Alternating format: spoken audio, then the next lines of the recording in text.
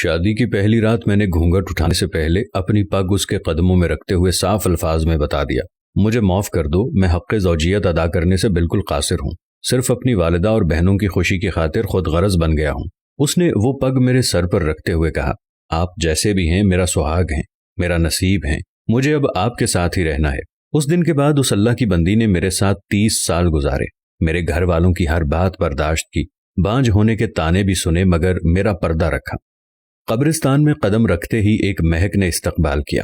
یہ خوشبو اس سے پہلے کبھی نہیں سونگھی تھی اور نہ محسوس کی تھی۔ میں ہر جمعے کو صبح فجر کی نماز کے بعد اپنے والد صاحب کی قبر پر جاتا، فاتحہ خوانی کرتا اور وہاں سے ہی اپنے آفس چلا جاتا۔ ایک عرصہ ہو گیا تھا مگر آج میں نے قبرستان میں ایک نئی خوشبو محسوس کی جو مجھے بے چین کر رہی تھی۔ یہ خوشبو کسی طرح سے بھی دنیاوی خوشبو نہیں لگ رہی تھی۔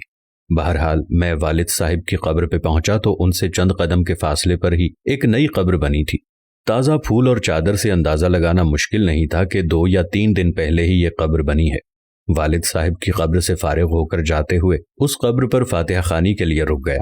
فاتحہ خوانی کے دوران محسوس کیا کہ خوشبو اس قبر سے ہی آ رہی ہے۔ کنفرم کرنے کے لیے قبر کی مٹی مٹھی میں بھری تو ایک دم ٹھٹک گیا۔ قبر کی مٹی ٹھنڈی تھی جیسے نم ہو، جبکہ مٹی بالکل خشک تھی اور کمال حد تک ٹھنڈی تھی۔ بہرحال مٹی کو وہیں قبر پر پھینک دیا اور ہاتھ جھاڑنے کے بعد چل پڑا۔ بھائی کی دکان کھولی، پہلا گاہک آیا، اس کو سامان دیا تو اس نے کہا، زمان بھائی آج خوشبو تو بہت کمال کی لگائی ہے۔ خوشبو؟ کون سی خوشبو؟ تو اس نے کہا، زمان بھائی خوشبو آپ لگاتے ہو اور پوچھتے ہم سے ہو کون سی خوشبو؟ بہت بھلے مانس آدمی ہو آپ۔ یہ کہتے ہوئے وہ چل پڑا۔ میں نے جب اپنے ہاتھ کو سونگھا تو وہی خوشبو میرے ہاتھ سے آ رہی تھی۔ تمام دن میں اس خوشبو کو محسوس کرتا رہا۔ ہاتھ دھونے کے باوجود بھی میرا ہاتھ معطر رہا۔ اگلے دن ہفتے کو بھی میں نہ چاہتے ہوئے قبرستان چلا گیا۔ والد صاحب کی قبر پر فاتحہ خوانی کے بعد اس قبر پر فاتحہ خوانی کی۔ کس کی قبر ہے؟ یہ کون ہے جو اس قدر نیک ہے، جس کی قبر ٹھنڈی اور خوشبودار ہے؟ ایسا کون سا عمل کر دیا کہ اتنا بڑا انعام پا لیا؟ اس بات نے مجھے بے چین سا کر دیا۔ گورکن سے اس قبر کے متعلق پوچھا تو اس نے بتایا کہ خاتون کی قبر ہے۔ یہ جان کر اور بھی حیرت ہوئی کہ عورت کو اس قدر شاندار مقام کیسے ملا۔ اگلے دن اتوار تھا۔ دیر تک سونے کی عادت ہونے کے باوجود صبح فجر کی نماز کے وقت اٹھ کھڑا ہوا اور قبرستان روانہ ہو گیا۔ قبرستان میں داخل ہوا تو کیا دیکھتا ہوں، اسی خاتون کی قبر پر ایک باریش آدمی قرآن خوانی کر رہا ہے۔ میں والد صاحب کی قبر پر فاتحہ خوانی کرنے لگا۔ فاتحہ خوانی کے بعد میں نے اس آدمی کی طرف دیکھا جو اب دعا مانگ رہا تھا۔ جیسے ہی وہ دعا سے فارغ ہوا تو باہر کی جانب چل پڑا۔ اس کو جاتے دیکھ کر میں بھی اس کے پیچھے ہو لیا۔ جیسے ہی وہ گیٹ سے باہر نکلا میں نے آواز دے دی، سر بات سنیں 1 منٹ پلیز۔ جی فرمائیں۔ سر میں معذرت چاہتا ہوں، میں نے آپ کو تکلیف دی، مگر میں آپ سے ایک بات پوچھنا چاہتا ہوں، اگر آپ اجازت دیں تو۔ جی آپ پوچھیں، کیا بات ہے؟ انتہائی محبت سے اس شخص نے جواب دیا۔ شکریہ سر، جزاک اللہ۔ میں دراصل جاننا چاہ رہا تھا کہ یہ کن کی قبر ہے جہاں آپ قرآن خوانی کر رہے تھے؟ اگر آپ مناسب سمجھیں تو بتا دیجئے۔ یہ آپ کیوں پوچھ رہے ہیں؟ اس نے سوال کیا۔ دراصل اس قبر سے آنے والی خوشبو نے مجھے بے چین کر دیا ہے۔ ایسی خوشبو میں نے آج تک محسوس نہیں کی۔ مجھے یہ دنیاوی خوشبو نہیں لگتی۔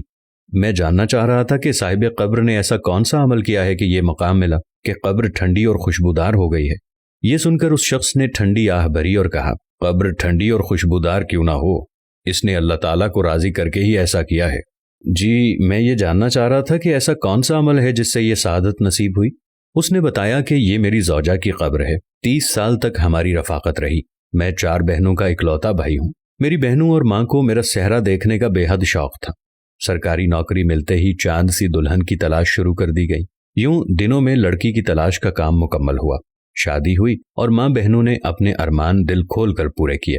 شادی کی پہلی رات میں نے گھونگھٹ اٹھانے سے پہلے اپنی پگ اس کے قدموں میں رکھتے ہوئے صاف الفاظ میں بتا دیا کہ مجھے معاف کر دو، میں حق زوجیت ادا کرنے سے بالکل قاصر ہوں، میڈیکلی طور پر مکمل انفٹ ہوں، صرف اپنی والدہ اور بہنوں کی خوشی کی خاطر خود غرض بن گیا ہوں۔ اس نے وہ پگ میرے سر پر رکھتے ہوئے کہا کہ آپ جیسے بھی ہیں میرے سہاگ ہیں، میرا نصیب ہیں، مجھے اب آپ کے ساتھ ہی رہنا ہے۔ اس دن کے بعد اس اللہ کی بندی نے میرے ساتھ 30 سال گزارے، میرے گھر والوں کی ہر بات برداشت کی، بانجھ ہونے کے طعنے بھی سنے مگر میرا پردہ رکھا۔ اللہ اس کی قبر کو کیسے ٹھنڈا اور خوشبودار نہ کرے جس نے اتنی پاکباز زندگی گزاری ہو۔ اس شخص کی تمام بات سن کر اس خاتون پر رشک آنے لگا جس نے دنیا میں صبر کیا اور اعلیٰ مقام حاصل کیا۔ آج کل کے دور میں کچھ بھی حاصل کرنا کیا مشکل ہے، عورت ذرا سی بیمار، مرد حلال حرام کی تمیز کیے بغیر اپنی خواہشات کی تکمیل کے لیے کچھ بھی کر گزرتے ہیں۔ تھوڑا سا فرق لگنے پر بیوی شوہر کو کھری کھری سنا دیتی ہے، شوہر بیمار ہو تو تعلق تک استوار کر لیتی ہے۔ معاشرہ ایسی مثالوں سے بھرا پڑا ہے۔ صبر کا دامن ہم نے ہاتھ سے چھوڑ دیا ہے۔ اللہ تعالی ہمیں دین کو سمجھنے، اس پہ عمل کرنے کی توفیق عطا فرمائے۔ آمین ثم آمین یا رب العالمین۔ ہم امید کرتے ہیں کہ ہماری آج کی ویڈیو آپ کو پسند ضرور آئی ہوگی، اور آپ ایسے بہن بھائیوں کے ساتھ اس ویڈیو کو ضرور شیئر کیجیے گا۔ ویڈیو اچھی لگے تو دوسروں کی بھلائی کے لیے شیئر ضرور کیجیے۔ اللہ ہم سب کو ہدایت دے اور اپنے ماں باپ کا احترام کرنے کی توفیق عطا فرمائے۔ آمین۔ اگر آپ نے ابھی تک ہمارا فیس بک پیج پیارا اسلام کو فالو نہیں کیا تو پیج کو فالو کر لیں تاکہ ایسی ہی مزید دلچسپ اور معلوماتی ویڈیوز آپ تک بر وقت پہنچ سکیں۔ اپنی دعاؤں میں یاد رکھیے گا۔ اللہ نگہبان۔